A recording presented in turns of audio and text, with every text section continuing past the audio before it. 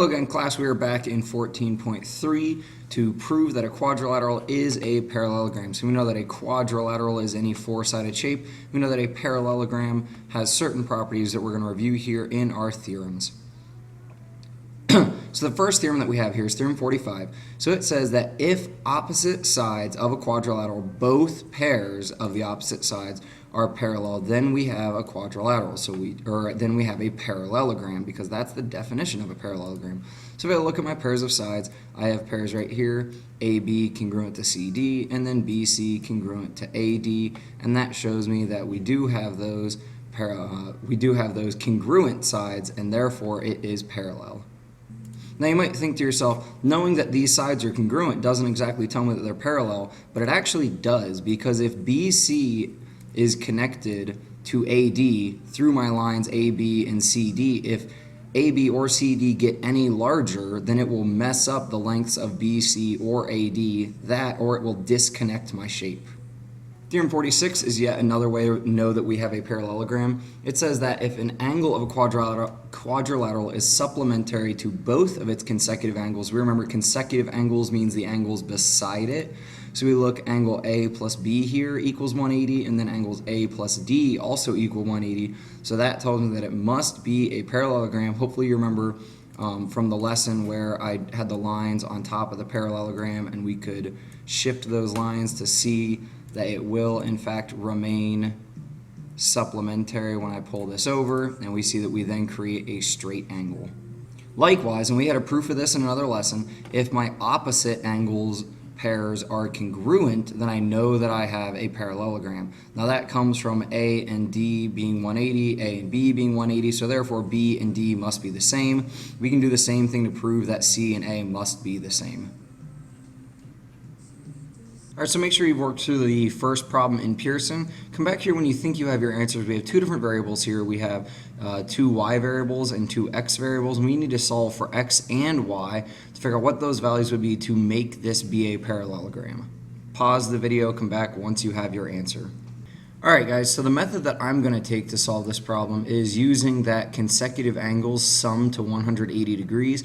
So I set up my angle pairs because I see the y variables are consecutive and the x variables are consecutive.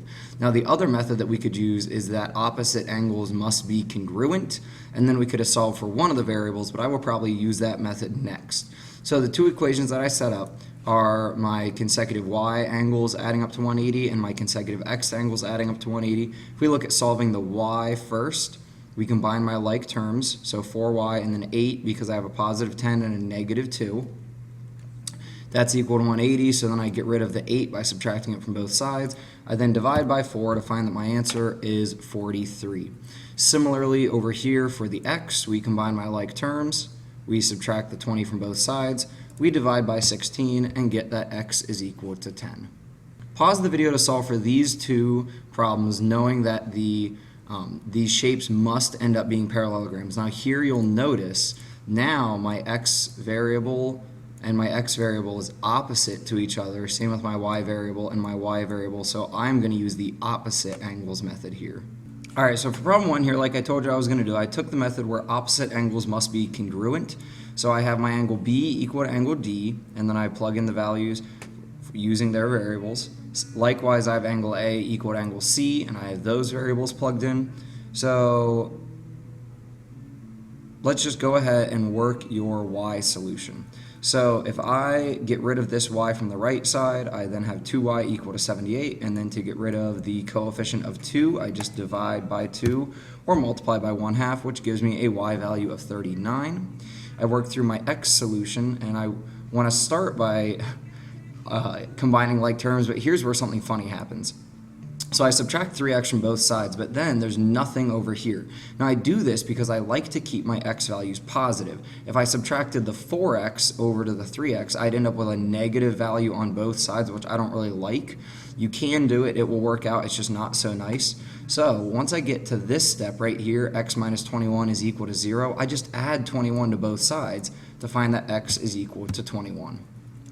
Over here in number 2, I know that if this is going to be a parallelogram, that opposite sides must be congruent, so I can set these sides equal to each other, and then I solve for my variables by starting by combining like terms, subtracting the 2x from both sides. Then I'll add the 8 to both sides. I get 3x is 15. To solve that, we would divide by 5 and find out that x is in fact equal to 5. Sorry, we would divide by 3. I think my head got a little ahead of me there. Theorem 48 is talking about our diagonals bisecting each other. So if both diagonals bisect each other, then we have a parallelogram. But we need both of them to make sure and be able to prove it. Theorem 49 is discussing opposite sides being congruent and parallel. So up here, if you think about two things that you know are the same length, take two skis. It talks about cross-country skis. If you have one ski further ahead of the other ski, but you connect their fronts and their backs, you're going to create a parallelogram. Because we know that my skis are the same length, the lines connecting them must also be the same length, assuming that my skis are parallel with each other. Hopefully you've worked through problem 2 on the Pearson module. If not, please pause the video, go back and work that, and then come look at the got it and see what you think. Could we prove that our shape here in number A is a parallelogram, and could we prove that our shape here in B is a parallelogram? So number A, I see a pair of parallel sides, and I see a different pair of sides that are congruent, but I do not have a pair that is parallel and congruent. So while this might be a parallelogram, we do not have enough information, so we say no, because it could be an isosceles trapezoid. Here down in LAND, we have the little angles congruent to each other, and then the even smaller angles congruent to each other. But if I combine those angles together, I would just have angle L, the entire angle here, congruent to angle N, the entire angle there. So B is, yes, in fact, is a parallelogram. Look at 3 and 4 and quickly decide what you think. Could we determine that they're a parallelogram based off only the information that we're given? To jump back to B really quick, I realized I did not give you all the details you needed. Based on what was given to you, you actually have congruent triangles based off of angle-side-angle congruent relationship. So then you use CP-CTC to say that my sides here are congruent and my top and my bottom sides are congruent, which then satisfies everything for being a parallelogram. All right, in number 3 here, we see that we have a quadrilateral with these opposite angles congruent to each other and these opposite angles congruent to each other. And since both pairs of opposite angles are congruent, we know that my shape is a parallelogram. When we look at number 4, we see that we have the diagonals of the shape drawn, and we're bisecting this one diagonal, but what we don't know is this diagonal being bisected? And since we don't know if that diagonal is being bisected, we cannot prove that it's a parallelogram. Now, if you've ever been to a mechanic with your parents, you may have seen vehicle lifts like this where you drive the entire vehicle up on it and then it raises it up off. It normally uses some kind of hydraulic power to do that.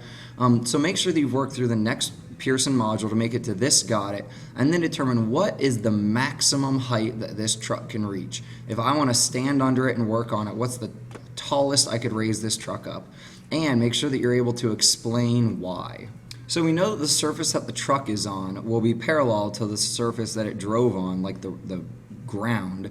And then these two actuators or lifters or whatever you want to call them, they are both given to me as a length of 6 feet, and we know that the platform up here and the platform at the bottom are both 26 feet, so we know that opposite sides are congruent. What we see is we actually have a parallelogram here. So when could this be as tall as possible? Well, when QP would go vertical and lift this straight up and down, which would then mean it would be 6 feet off the ground. Now your explanation may not be exactly what I've written here, but that's why we say that explanations may vary. As long as you can put it into your own words, that's all we're looking for. Now more of this explanation. So I need you to write an explanation of why these shelves are always parallel to each other. Now the shelves they're talking about would be like this top shelf, the middle shelf, and then the bottom shelf. Those are always going to be parallel to each other, but why is that? So pause the video, take a moment to write this down. So number 5 here, the answer lies completely in how this tackle box was designed. The spacing of the attachment points for these shelves is very particularly located. We know that the legs or the arms, the lengths, whatever you want to call it, for AD to BC, the connecting pieces between the shelves, are congruent. And then we know that the spacing between the shelves where it's connected is congruent. So that tells me that AB is congruent to DC, AD is congruent to BC, and therefore we've got opposite sides congruent. Now as soon as I move this top shelf, everything will move with me and it will always stay parallel. So this screen reviews everything that you need to know about parallelograms, all of our proofs, theorems, all of that. So please pause the video, take a second, make sure that you understand all of these and could use them in solving problems. Take a quick moment, this can probably be mental math. Figure out what would the value of y need to be to ensure that LMNP is a parallelogram. So in number 6, we know that our consecutive angles must be supplementary to each other, so that allows me to set up that 68 degrees plus y would equal 180. I can subtract 68 from both sides, find out that my y must be equal to 112. Down in 7 and 8, we're trying to determine, is this enough information to know that it is a parallelogram? Well, when we look at 7, I see I have x degrees and x degrees. I then have 2y degrees and 2y degrees. So my opposite angles are congruent, which tells me, yes, this is a parallelogram, because if both pairs of opposite angles are congruent, that's the only shape that it can be. So then I look over here at 8, and I see I have 2 congruent pieces of diagonals and then 2 more congruent pieces of diagonals. But wait, don't fall in the trap. These are not bisecting each other, because look at this. I'm congruent, BH is congruent to AH. Well, that doesn't matter. They're not the same diagonal. So this is not enough information to prove that we are congruent correctly, so it's not enough to show that we are a parallelogram. That is all that I have for you guys today, and I am having a hard enough time saying parallelogram, so hopefully this all makes sense to you. If it does not, please let me know if you have any questions, comments, or concerns, and I will see you guys in class. Have a great day.